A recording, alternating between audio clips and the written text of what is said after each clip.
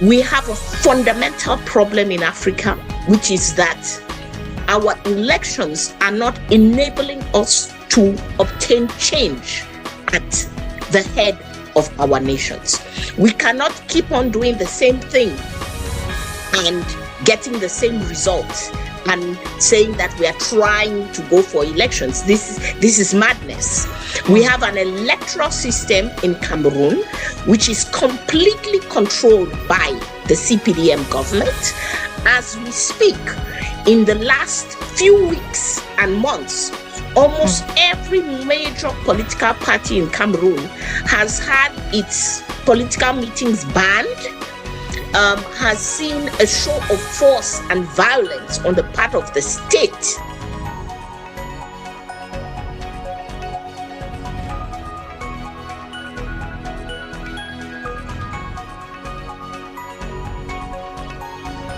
But some opposition leaders in Cameroon would disagree with Kah Walla and cite examples elsewhere in Africa. But does her position resonate with many Cameroonians? And if not, how should Cameroonians actually address President Biya's long tenure? Especially now that he has declared that he is going to run for the 8th term. At 92. The only discussion to be had in Cameroon is how do we get a good electoral system? I will not get into a system controlled by Mr. Biya.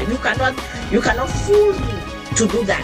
She challenges the system head on. We are talking about a system that she's tried before and knows too well. Despite her resolve, what if she is the people's choice? The silence of Madame Edith Kah Walla is really worrisome. If a woman wants to become a president in Cameroon, I will support.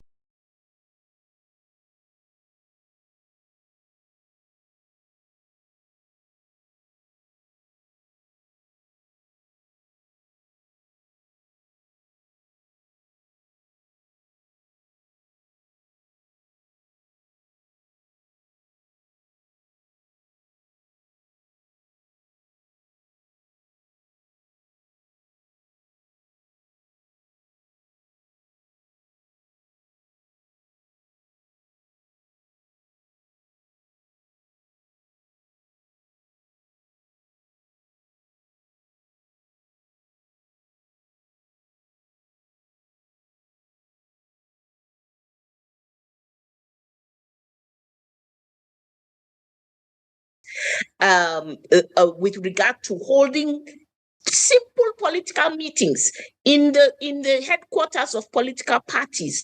So this is the same state that will run the elections. The Ministry of Territorial Administration in Cameroon has a minister who feels comfortable threatening us as political leaders. He openly threatens us and tells us that he will beat us, that he will arrest us, that he will put us into a moulinex. That means he will put us into a grinder and grind and blend us up. And this is the person who controls elections in Cameroon. So this discussion about who is going to run is an absolutely ridiculous discussion. The only discussion to be had in Cameroon is how do we get a good electoral system?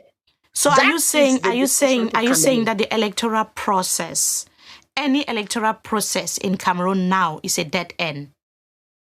Absolutely. And this is not news. This is what has been the situation in Cameroon for the last almost 35 years. Every election has been rigged by the CPDM. The reports are there. It's not Kah Walla saying it. You read the European Union reports, you read the Commonwealth reports, you read the African Union reports. All of the reports say the same thing. The rights, the fundamental, you cannot have elections without fundamental political rights. So basically, without fundamental political rights, elections become a mere theater. That is what Kah Walla is trying to double down on. Yeah, but what happens to the country's future when people are saying that they want change after 43 years of one-party leadership of Paul Biya ruling the country? Mimi, what I'm very sure and certain about, and of course from the Vox Post, we spoke to people in Cameroon, is that if a female leader was to stand in this upcoming election. They are willing and ready to vote her in. Not just a female leader, people also want someone who is bold, who is proposing something different. But what did people on the streets of Yaoundé had to say about this? Our correspondent on the ground, Moki Edwin Kinzeka, spoke to some Cameroonians, and these were their reactions. If a woman wants to become a president in Cameroon, I will support. What a man can do, a woman can best do. And looking at the society today, it has proven that women are great leaders. And why not? Why can't a woman be a president in Cameroon? Women are great leaders in our society today, and we should give women full support. Give women full support today, and you see how impactful the leadership of the woman will be. I will support a woman as the president of Cameroon because I believe leadership is not just meant for the male gender. The silence of Madame Kah Walla is really worrisome. I believe that this has really discouraged a lot of women, and it has proven that it is sheer impossibility for women to get into politics or into the electoral process. Cameroonians think Kah Walla's decision to boycott the election isn't the right move, Mimi. Imagine just wanting someone to be your leader and she's not ready because she feels like the laws governing elections are not the best. That is why so many people are accusing her of actually abandoning the people. Yeah, but she constantly says power belongs to the people, and she's not positioning herself as a savior. She says Cameroonians themselves must act. But here's the thing, George. While she's talking about street power and non-violent resistance, people are also asking where the leadership is. If you want to lead a revolution, like Madame Kah Walla is saying, shouldn't you be more visible? Shouldn't you be taking the lead? Is it supposed to be on social media? Is it supposed to just making statements? Let us hear what she had to say about this particular issue, because critics have been saying that she's too silent. Anybody who would say, because I want to build my personal brand would be being absolutely ridiculous. And the other ridiculous thing we must not do is reduce political action and political rights to elections, especially when elections are a masquerade. Everybody knows Stand Up for Cameroon. This year, within the past year, we have carried out a national and international campaign against torture in Cameroon. Torture, some of it against political actors. So we cannot be talking about going to elections with a state that tortures political actors for carrying out the very political activities that enable you to have elections. This year, as Stand Up for Cameroon, we have stood up with women in Cameroon who are suffering from gender-based violence. And I am very proud to say that one of the groups that we are training politically right now is young feminists, because they want their voices heard in the political process. When anybody says we have been silent, I say they don't watch the news, because our offices have been surrounded by the police twice within the last year. Why? Because we were informing Cameroonians on the public finances of Cameroon and insisting that government provide accountability for the financial management which it is doing in Cameroon. So, how can fighting a system from outside be effective? It is the most effective when the system is rotten. I will not get into a system controlled by Mr. Biya. You cannot fool me to do that. Everybody who has fought from within the system... I'm talking about getting rid of the system completely could be a solution, instead of fighting from without. If the system is as bad as it is... But what do you mean by fighting from without? What is the strategy? Because it's only through an election that a leader can... You can only unseat a system that is in place through the ballot box. So what is the game plan? No, but Mimi Mefo, that what you have just said is not a fact. We get rid of dictatorships by the power of the people on the street. This is what Egypt did. This is what Tunisia did. This is what Burkina Faso did. No, I'm looking at constitutional actions, like legal actions. Nobody has gotten rid of a dictatorship through elections. I challenge you as a journalist to find me the case where somebody got rid of a dictator.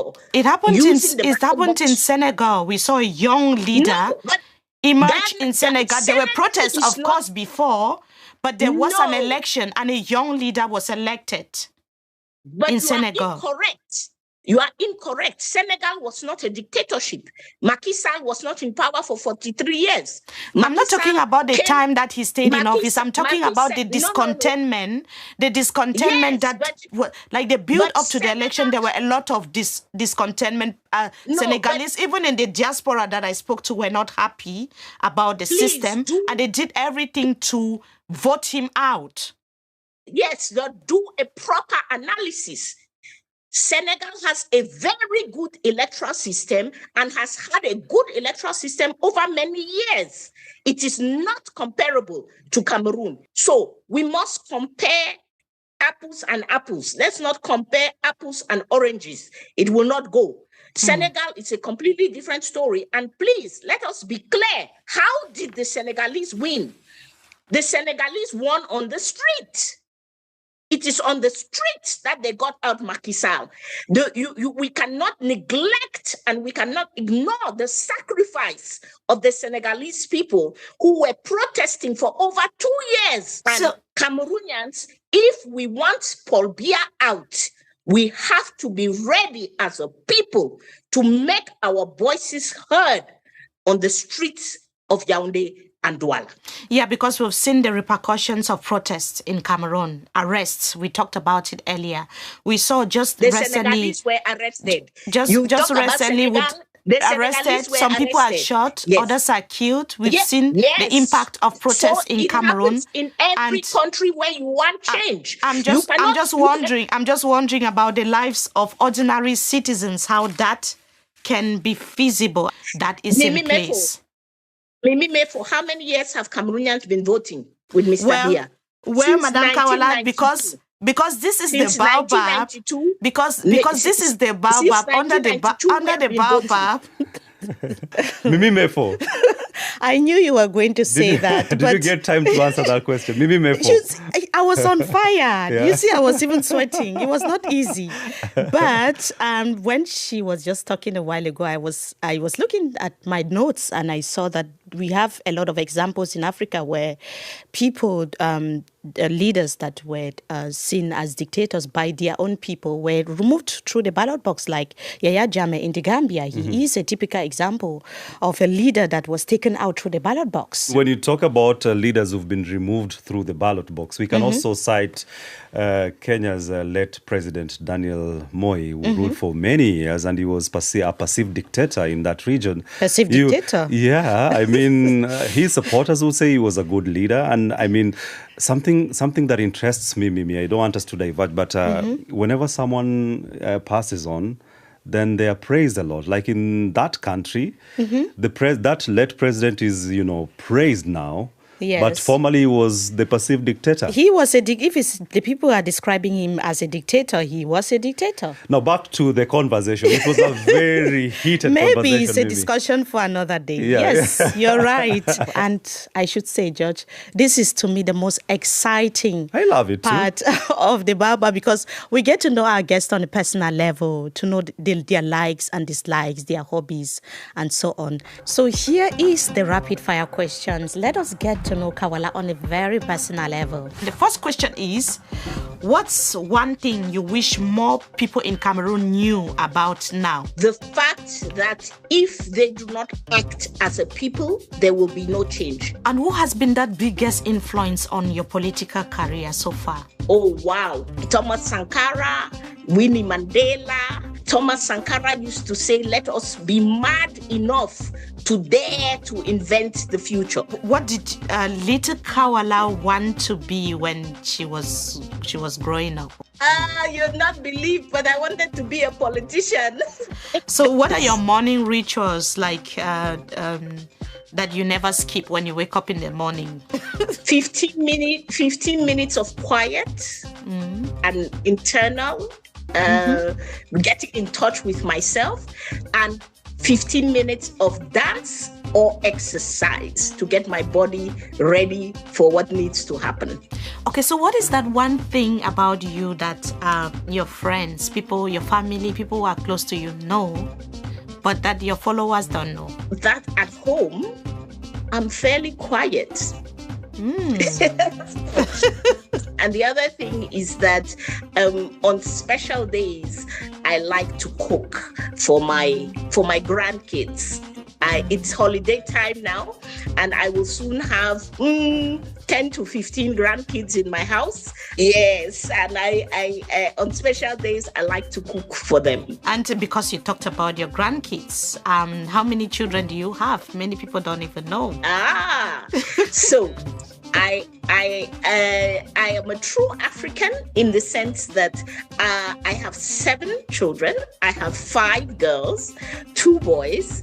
I do not have any biological children. So these are all children that I have brought up, and all of them are adults today and have families of their own. And I have many grandkids. So what is that most rebellious thing that you did before turning 25?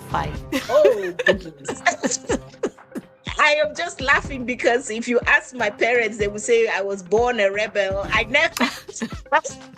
I always question the rules, but you know, I'm a confrontational rebel. I don't go behind. I come straight to the person who is giving the rule and question directly that person. So I was the one that my brothers and sisters always sent in front to negotiate the time when we wanted to go out for a party or to the nightclub. I was the negotiator. What is that thing that you would want to whisper into every young African girl's ear? You are yourself, and you are great as yourself. Your body belongs to you. Your mind belongs to you. Your spirit belongs to you. Don't let anybody steal any piece of it. This inspired me so much. I would just say, word from Kah Walla. For me, it's her voice and the tone when she was quoting Thomas Sankara. Let us be mad enough to dare to dream. It made me wanna dare to, invent my future. That's right. And we see those personal details about her that they really humanize her. Definitely. And here's someone who's built a family of 7 adopted children. She cooks for her grandkids. And when she is in that political milieu, political sphere, we see another person. I would tell you also that every week she does what we call the Black Friday, where she and all of her supporters would dress in black to mourn for bad leadership, bad governance. And when you see her mourning for bad leadership, mourning for bad governance, mourning for everything bad that is happening in Cameroon. But this is someone who is a grandmother to so many kids and cooks for them. So seeing these two sides to Kah Walla is really, really inspiring. Yeah, and I mean, one thing also is that what I noticed is that this messaging that the electoral reforms must first take place before the elections are free and fair. I think she doubled up on that a lot. And she's not the only one saying it. People are not happy with the laws governing the elections body in Cameroon. But many are still saying that you cannot give up. You cannot also just allow a 92-year-old leader to stand again. And he's been there for 43 years, and people cannot really feel the impact of what he's been doing to change things for the country. How can things be done differently? Isn't it time for people to look for other strategies than just say, oh, I'm not going to be part of this? Well, it's left to those who are the decision makers. It's left to for the politicians to decide what they really want. But that's not the only thing that bothers Kah Walla, isn't it? What else? She's worried about how much external influence is enabling longevity in power and rights violations, not just in Cameroon, but also in Africa. You mean the international community supporting a flawed electoral system? Right. So that is the question I put to her. And this was her explanation. What we are asking the international community is to not be complicit. What we are saying is not for them to come and give us lessons. They have enough of their own problems. I'm not going to go into Europe has its problems, America has its problems. They need to manage their own problems. But we are saying that when a government is not respecting its own law, then it is inconceivable for the UN to come and say, we are going to assist that government in doing, we are going to assist ELECAM, which is the electoral body, that we are going to assist them in conducting elections. The first thing they have to do is to tell the government of Cameroon, respect your own law. Kah Walla wants to go for elections, but I am not going for a masquerade. I am not going to accompany Mr. Biya on a stroll, as we have been accompanying him you for are not 35 going years. for a masquerade. So do you believe that it's still possible to create a political change from within Cameroon's former system, or you have shifted to a different strategy completely? We believe, we said it in 2014, and 11 years later, we are on the same strategy. And we are very happy. The events in the last couple of weeks in Cameroon are showing that Cameroonians are ready to face the violence of the state in order to stand up for their rights. And we are saying that, contrary to the big discussion about having a coalition for one opposition candidate, this is not what the coalition should be about. The coalition should be about coming together as political parties, as civil society, as religious organizations, coming together to say we must have a credible electoral system. Is it not a little bit late to start talking about now? This is 2025, and elections have to take place in Cameroon. There's supposed to be an election of the new president. Shouldn't that be discussed way before the electoral year? Of course. And as I told you, this has been our position for the last 10 years. So we've been talking about it for 10 years. And we should stop with this nonsense of holding an electoral calendar over our heads. What is more important, having a good election or having a masquerade in October? So what will you be doing? What will you be doing this year, this 2025? So this year, as we have been doing right now, we are intensely on the field, training Cameroonians, meeting with groups, training them on non-violence, because in the face of the violence of the state, Cameroonians have to be able to protest. They have to be able to come out onto the streets without expressing violence themselves. And talking about deadlines, Cameroonians will be electing their new president on the 12th of October this year, 2025. And given that, if political figures like Kah Walla are now hesitant, I should say, what does that mean for people who are calling for change? Good question. And did she tell you what, her thoughts for most pressing issues in Cameroon? She actually did. She highlighted a lot of issues that are plaguing Cameroon at the moment. She talked about the absence of rule of law. She talked about the conflict that has been plaguing the English-speaking Northwest and the Southwest regions of the country. The Anglophone crisis. Right. Yeah. She also talked about the shrinking civic space as well in Cameroon. Let us listen to her thoughts about these issues. I would say that it is the two conflicts. By the way, one of the key reasons that we are not going for elections this year remains the Anglophone crisis and the Boko Haram crisis. In 2018, which you mentioned, no candidate was able to campaign in the Anglophone regions. And as a result, CPDM completely violated the rights of the Anglophone citizens and claimed that they had won more than 90% of the vote in those regions. The situation is still exactly the same today. The Anglophones who will, in October 2025, will be faced with either they cannot choose their president, or if they are going at the risk of their life or at the risk of getting a hand chopped off or some other thing.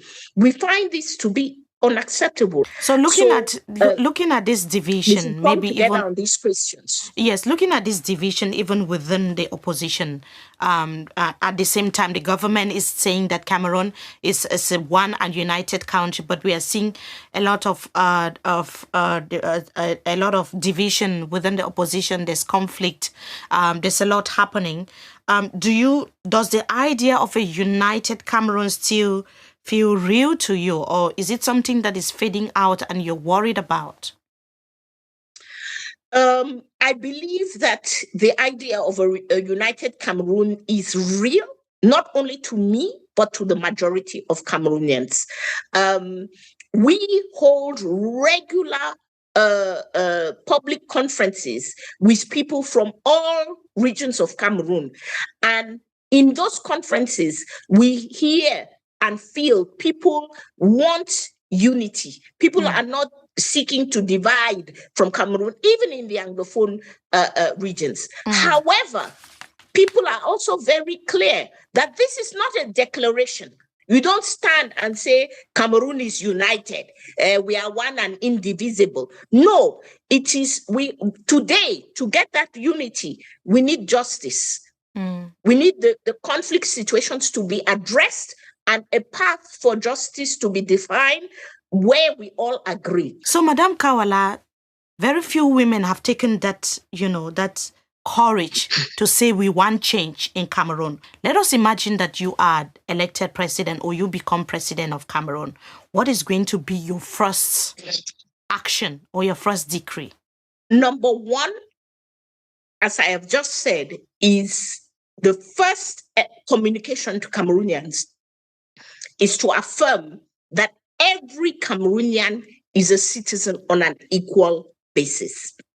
Number two is that we are going to sit down, dialogue, and define a pathway whereby every Cameroonian citizen gets equal access to the resources of our very rich country. Cameroon is a very rich country, and every Cameroonian can live comfortably. We can have water, we can have electricity, we can have roads, we can have a job. And the most important is to do so equitably across the country. I want to speak to the question of women. Please, women have provided the greatest resistance to this regime since 2018. 2018, when political actors were arrested and put into prison, it is myself, Maximilien Gombe, Alice Com. These are the people who have been at the forefront of fighting for the rights of Cameroonians. And Cameroonians saw results. I was just giving examples of things that men who are even in power have done, and we have not seen concrete results from what they are doing. So do you think that Cameroon's future lies in the hands of a woman? Like you, for instance? I believe, of course, I am a political leader. I want to run Cameroon, but I am a political leader who says my desire to run Cameroon must come second to building a proper foundation for the nation. What are you most scared of in 2025? 10 seconds. What is your fear this year? That we do not come together on the foundational issues. If we do not come together as Cameroonians on the foundational issues, we run the risk of violence.